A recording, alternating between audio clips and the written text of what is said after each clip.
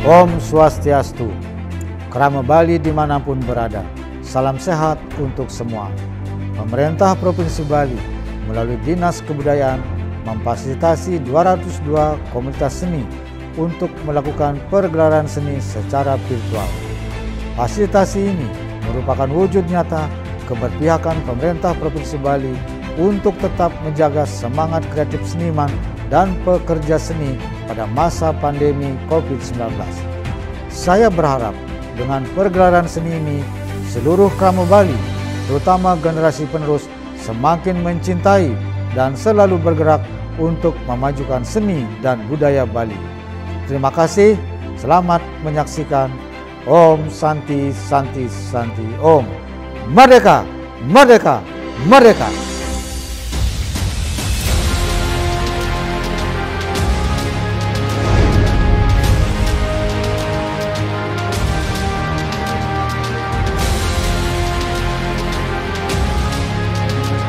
Peragaan dan pementasan seni melalui media virtual yang diselenggarakan Dinas Kebudayaan Provinsi Bali beserta UPTD di lingkungan Dinas Kebudayaan Provinsi Bali bertujuan untuk tetap menjaga elan kreatif seniman Bali di tengah pandemi COVID-19. Kegiatan ini diharapkan untuk tetap menggemakan, mengaktualisasikan visi pemerintah Provinsi Bali 2018-2023 Nangun Satkerti Loko Bali.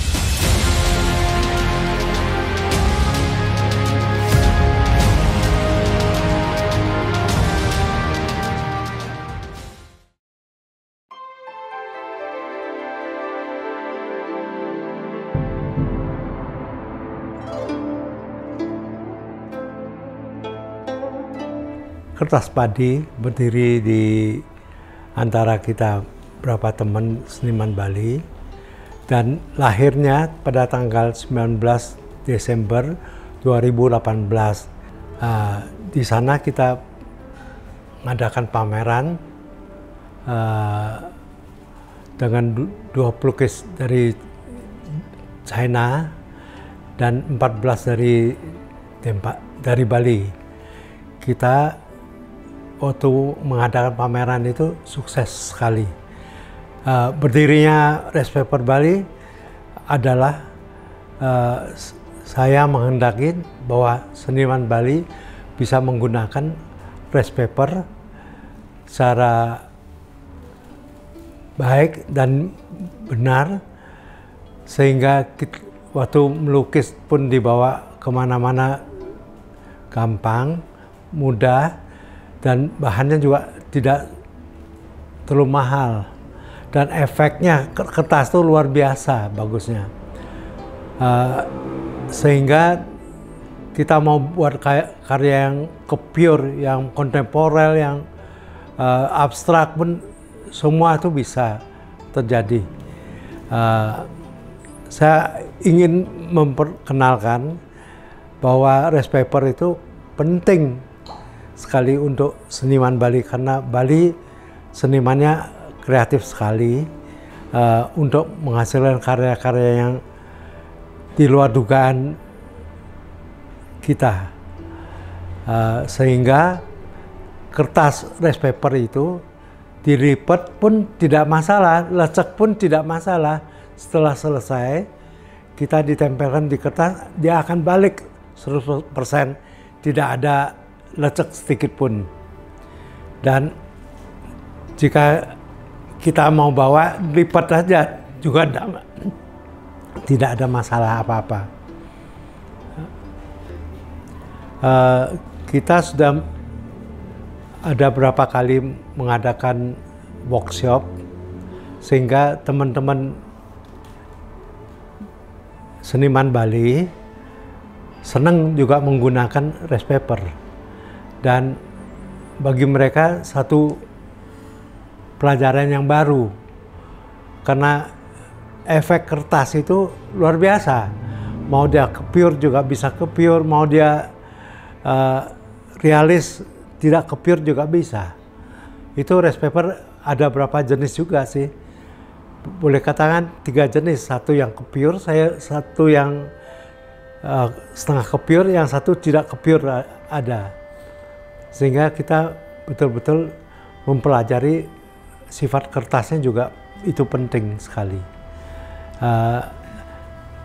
Hanya menggunakan tinta Cina aja tidak masalah, dan tinta Cina itu punya nada dari hitam sampai putih, abu-abu itu masih bisa, ribuan ton dia bisa, sehingga kita jangan khawatir bahwa dengan tinta Cina pun itu cukup untuk menghasilkan karya yang betul-betul bagus. Saya menginginkan bahwa komunitas kita kertas padi bisa mengembangkan pada teman-teman yang belum tahu rice paper, sehingga saya ada beberapa teman di ISI di Singaraja,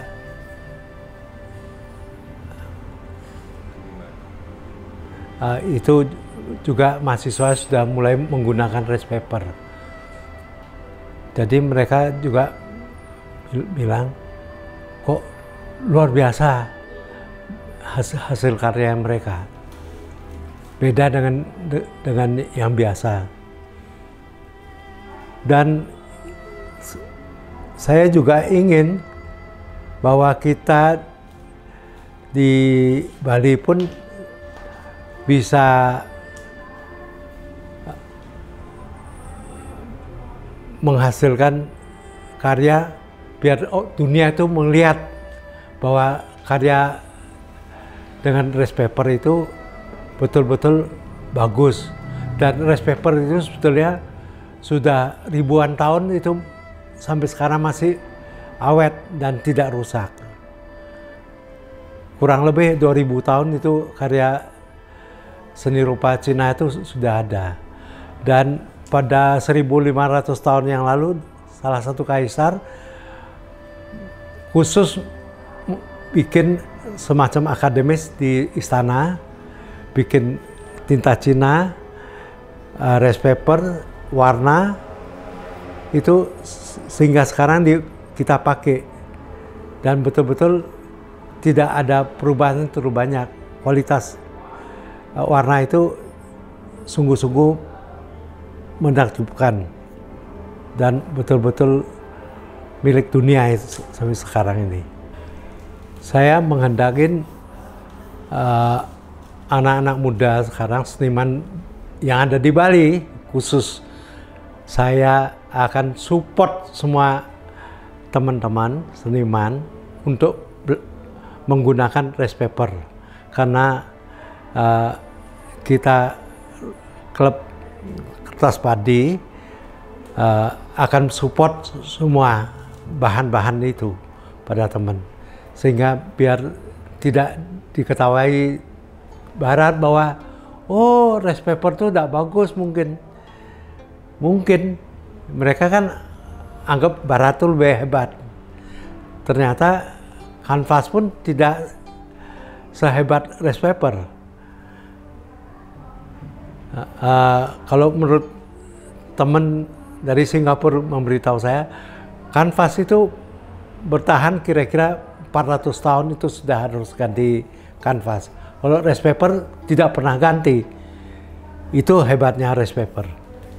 Dan saya ingin teman-teman seniman bikinlah karya yang betul-betul menakjubkan, biar Bali dikenal di dunia seni rupa.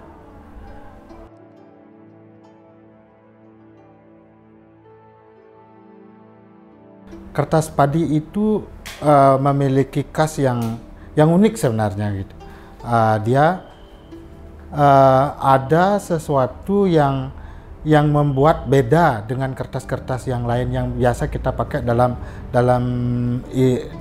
di sekolah untuk menuntut pendidikan itu. Kertas padi ini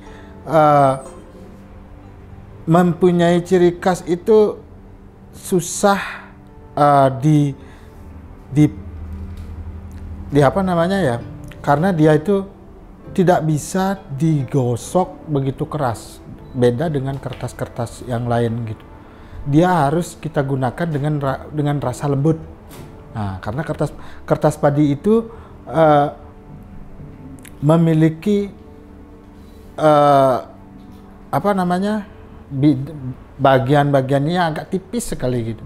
Makanya tidak susah digosok, tidak boleh digosok. Kalau digosok pasti robek. Makanya kuas itu harus ringan. Menyentuh kertas padi itu goresannya agak ringan. Tidak bisa pakai kita stroke gitu. Tapi anehnya kertas padi itu bisa kita pergunakan cat akrilik. Kalau ini praktek saya yang saya sering lakukan di rumah gitu. Bisa menggunakan akrilik dengan menggunakan visopalet, tapi jangan terlalu keras menekannya. Kalau dia basah pasti robek. Pakailah yang teknik kering, itu pasti akan bisa. Dalam hal ini, dalam situasi COVID gitu,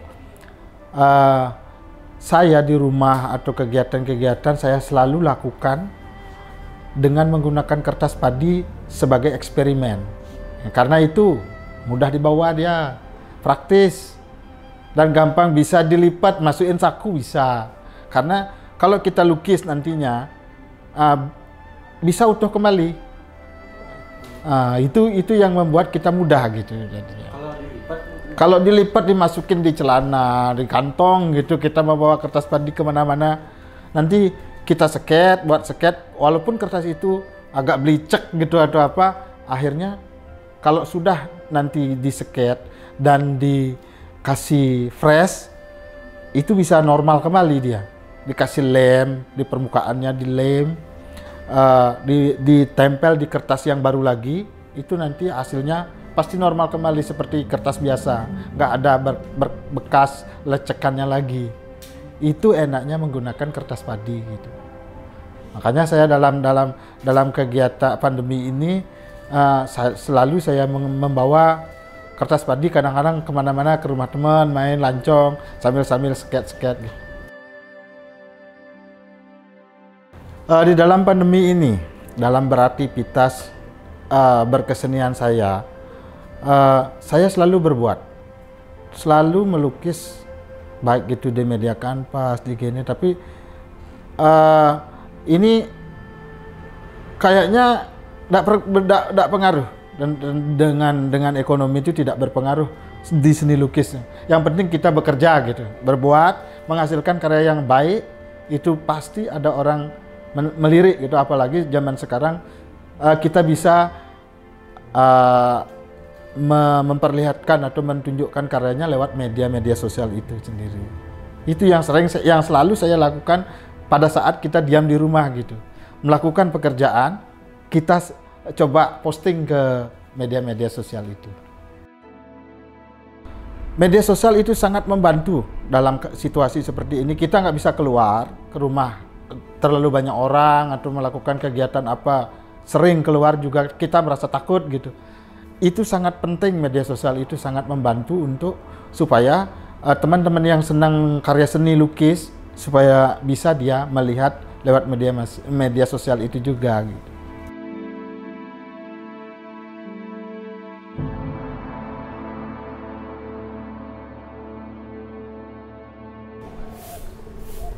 Kebetulan karena kita juga berkembangnya udah di era digital, jadi perkuliahan memang dilakukannya secara perantara melalui media digital,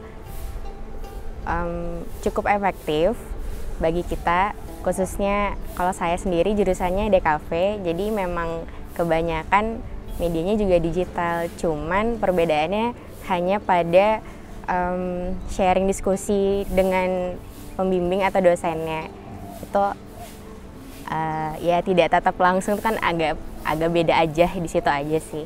Cuman harus pintar-pintar mengkomunikasikannya biar pesannya juga kesampai. Awalnya kaget sih, kayak tiba-tiba kreativitas dibuntu gitu, semua harus dari rumah, harus tidak boleh dengan orang lain. Nah itu sedikit membuat kayak bingung, depresi, kayak apa apakah aku harus diem terus gitu. Tapi lama kelamaan mikir kayak jangan gini terus deh, kayak kreativitas tuh harus digali, harus ditumbuhkan, jangan ditunggu.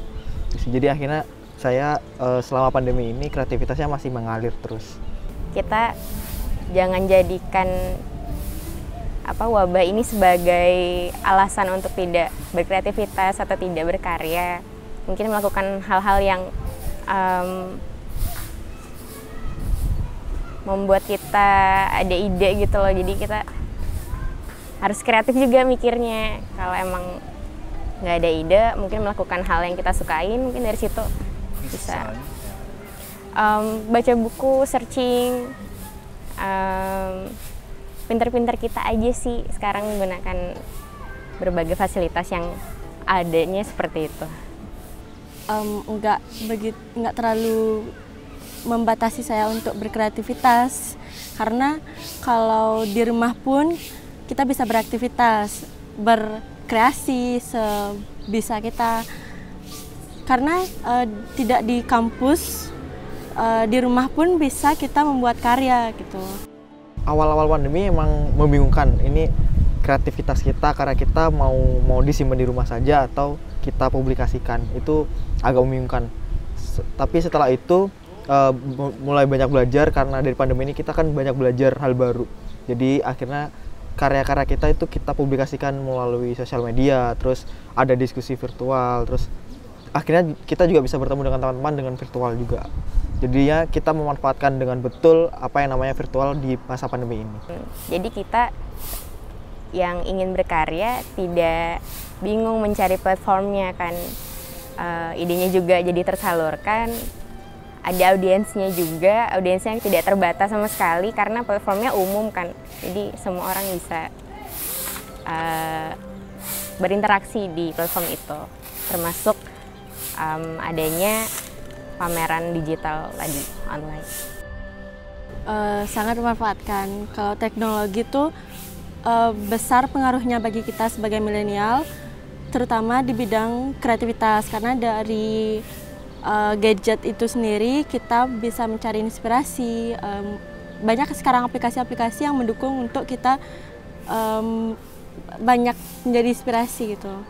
Dari aplikasi tersebutlah kita bisa berkreasi. Jadi teknologi sangat membantu eksplorasi, iya. Karena kita nggak bisa sendiri langsung. Biasanya kalau saya kalau sebelum gambar, saya nyari referensi gitu di aplikasi, terus dikreasikan lagi. Menurut saya sendiri sangat menarik, karena saya sebelumnya belum pernah sama sekali menggunakan media kertas yang terbuat dari padi. Agak sedikit tricky menggunakannya karena saya baru juga kan. Menarik sih. Dari sini juga saya belajar bagaimana membuat suatu karya melalui kertas rice paper ini. Terus saya belajar banyak dari sini, mulai dari megang tinta kayak gimana, terus jenis kertas, serat kertas yang nggak biasanya saya pegang, biasanya kan saya pakai art paper atau gimana gitu. Sangat penting bagi saya. Tertantang sih, masa dengan hal baru itu sangat tertantang, meskipun saya memikirkan resikonya bagaimana, tapi saya cukup tertantang dengan sesuatu yang baru. Dan siap untuk tertantang. Iya, siap. Dan dari pandemi ini juga kayak menyadarkan kita harus siap dalam segala kondisi apapun. Meskipun entah itu baru atau lama, kita harus siap dalam segala kondisi. Kalau saya sendiri sebagai kreator, saya harapkan sih untuk pemuda-pemuda yang tersendiri itu lebih menggali kreativitas dan mengurangi waktu yang sia-sia.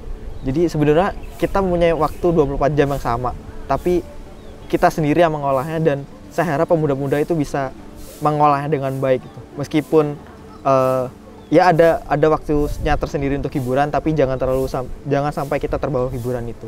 Kita harus bisa menggali kreativitas itu, entah di bidang apapun.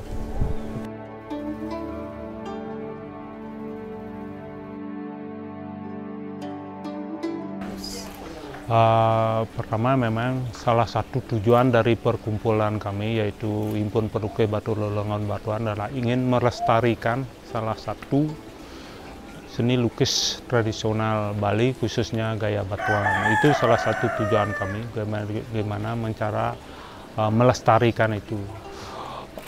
Setelah kami terbentuk 3 tahun lamanya, akhirnya kami bersama teman-teman berinisiatif untuk merekrut anak-anak, khususnya anak SD yang ada di Desa Batuan. Kami pertama memang bekerja sama dengan pemerintah Desa Batuan untuk bagaimana biar paling tidak mensupport dana untuk peralatan anak-anak. Setelah berapa tahun kami dengan pemerintahan desa, apa yang terjadi setelah anak-anak itu hampir 80 anak yang pertama kami rekrut, lambat laun mengurang, akhirnya tahun berikutnya kami evaluasi apa yang terjadi. Ternyata karena tidak ada ikatan anak-anak itu, ya akhirnya kami lanjutkan kerjasama dengan sekolah. Dulu belum kami kerjasama dengan sekolah, kami copot aja anak itu gitu. Akhirnya kami direspon oleh sekolah dan kami pun minta waktu di sekolah biar kegiatan ekstra yang dilaksanakan di sekolah, khususnya ekstra melukis, kami yang mengambilnya. Setelah itu nilai dan sebagainya kami kasih dalam raportnya. Tiap tahun kami diminta sama sekolah itu. Kami rekrut pada waktu itu dari kelas 3 sampai kelas 6, di mana anak-anak itu hampir ratusan anak yang kami rekrut dari 4 SD yang ada di Desa Batuan. Ya, setelah itu hampir sekarang sudah berjalan 5 tahunan, anak-anak itu tetap eksis. Walaupun kami dalam mengajarnya sedikit agak memaksa dalam tanda kutip, di mana mungkin Bapak sudah mengetahuinya, sekarang media banyak, hiburan banyak, terpaksa dalam kami mengajar anak-anak itu, HP dan sebagainya selama 2 jam itu kami stop dia. Itu pun dalam mengajar pun kami tidak tentukan 2 jam, secara teori memang 2 jam. Kami lihat anak-anak, kalau sudah mulai dia kelihatan bosan, mungkin 30 menit sebelum 2 jamnya, kami sudah kasih kebebasan. Itu cara kami, akhirnya sampai sekarang anak-anak kami tetap eksis dia, belajar melukis gaya batuan. Ini kedepannya memang kita tetap harus bahkan lebih serius lagi, harus bahkan bukan SD saja, ini bahkan ada sudah SMP sekarang. Dia berlanjut walaupun tidak ada ikatan dengan nilai ekstra dia, tapi dia karena sudah mampu sekian teknik itu, sudah dia kuasa, mungkin dia sudah mendalami sedikit, akhirnya dia tetap berlanjut, tidak terpaku di SD aja dia. Jadi dasar-dasarnya sudah dia dapati gitu. Nah, walaupun tidak semua itu dasar yang dia kuasa, paling tidak dia 1, 2, 3 itu sudah menguasai, berarti dalam dirinya dia, wah saya ini sudah hampir ini. Makanya kita juga support, dari pembina semua mensupport, dari orang tuanya juga mensupport anak-anak. Jadi lingkungan terdekat juga mensupport, betul ya? Betul. Kita memang semua ajak kerjasama, biar orang tuanya mensupport anaknya. Kita memang ingin betul-betul gimana melestarikan ini gitu.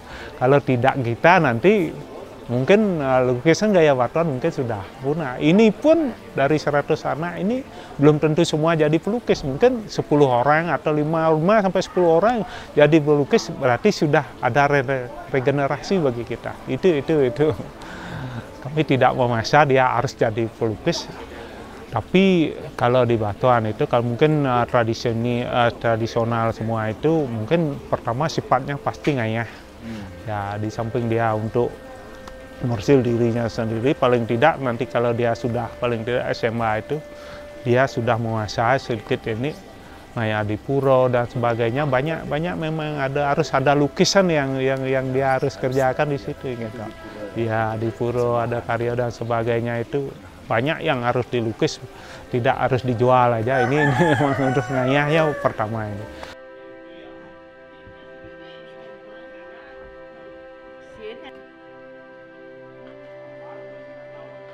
Ya memang pertama memang saya kasih dia memang banyak kendala karena mungkin belum terbiasa gitu. Pertama dia kalau di Batuan ada istilahnya nyawi itu, dia lapor ke kita, oh mau bor Pak, mau bor. Akhirnya saya berpikir gimana caranya kita sendiri yang dulu harus menguasai sedikitnya, karena ini media baru. Memang kalau di Batuan tuh banyak media yang bisa kita tapi tetap harus mencoba. Akhirnya kita kasih tahu dia ini tekniknya dan sebagainya itu. Coba lagi gini caranya, gini. Akhirnya apa yang kita kasih tahu dia coba, bahkan kita langsung praktekkan ke dia, kita langsung lihat ke dia. Akhirnya boleh dibilang sedikit dia mulai menguasai media yang baru ini gitu. Memang ini baru pertama nih yang pakai kertas, biasanya kita pakai Canson itu kalau di kertas itu Canson gitu. Tapi memang tidak, hasilnya tidak sama dengan akan di Canson, tapi paling tidak teknik yang kita akan sampaikan ke mereka itu masuklah. Teknik Batuan sekitar 1, 2, 3 itu pasti masuk dia. Ya, itu memang kita dari dulu memang, jangankan ini anak-anak kita sudah dewasa pun tetap belajar dengan media-media yang ada biar tidak terpaku dengan Memang dari dulu orang tua kita jauh lebih berat, termasuk alatnya itu, misalnya tinta Cina sekarang kan sudah gampang cara pakai nyawi kayak drawing sekarang. Kalau dulu betul-betul dari alam, termasuk warna. Tekniknya ya mencoba gitu, mencoba akhirnya ya ketemulah gitu. Ini termasuk ini pun kita terapkan kepada anak-anak nanti ya.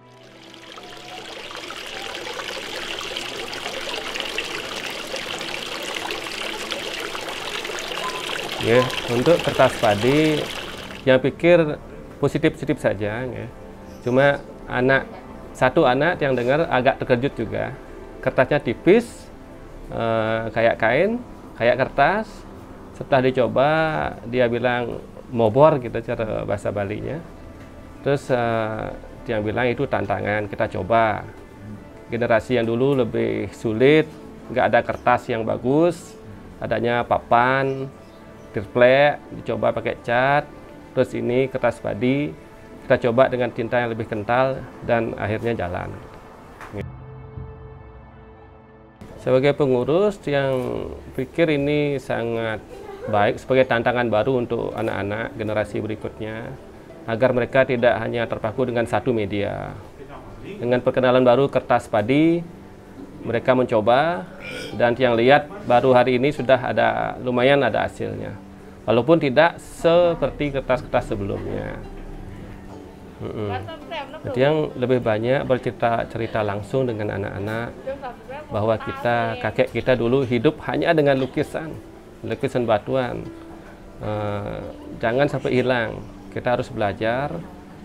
Kebetulan sekarang sudah ada dukungan dari pemerintah desa, ada kelompok, ada perkumpulan pelukis, media disediakan, alat-alat disediakan, kenapa tidak? Nah, terus yang coba kasih cerita-cerita tentang lukisan dulu, banyak dari Belanda, banyak orang kita terkenal karena lukisan. Dia yang coba seminggu cuma 2 jam di kantor desa atau di kelurahan Balai Banjar, di sekolah 1 jam, di rumah ekstra setelah sekolah, kenapa tidak? Yang coba kasih dia cerita-cerita menarik tentang generasi-generasi sebelumnya. Penting itu ya. Penting ya. Sejarah. Ya, tambah semangat. Banyak orang kita terbang ke luar negeri tanpa bisa bahasa Inggris, tapi bisa melukis, bisa menguasai seni, mereka bisa keliling Eropa. Gitu. Ya, karena pandemi ya agak sayang juga. Kebetulan rencananya tahun ini ada hadiah lah penilaian untuk anak, tapi dibatalin semua. Tapi untuk lanjut, kita anak-anak tetap lanjut belajar di rumah. Dan kebetulan di rumah Pak Ketua bisa 2-3 orang sampai 5 orang. Dan kita pantau dan lewat WhatsApp grup juga hasilnya. Kalau untuk alat, di rumah Ketua masih tersedia. Anak-anak bisa ambil, belajar sendiri di rumah, dan bisa datang suatu waktu ke teman-teman pembimbing. Gitu. Ya tentunya anak-anak punya cita-cita sendiri. Tapi inti yang paling saya pribadi, mungkin teman-teman sama, warisan Desa Batuan sebagai desa seni, khususnya seni lukis, generasi berikutnya harus menguasai itu dulu. Nah, nanti kalau mereka sudah menemukan dirinya sendiri, mau jadi pelukis hebat, cari kerjaan sampingan, saya serahkan kepada mereka. Ya. Tapi teknik dan lukisan, melestarikan dan tetap belajar melukis, saya usahakan untuk berjalan terus. Dengan adanya teknologi, termasuk anak-anak yang lihat di jalan, dia banyak main HP. Justru saya berpikir, Anda bisa belajar juga lewat HP. Belajar melukis lewat telepon Anda. Anda bisa lihat beberapa orang-orang terkenal di sana, teknik-teknik lukisan di sana, media-media lukisan di sana, manfaatin itu dan coba dengan lukisan Batuan.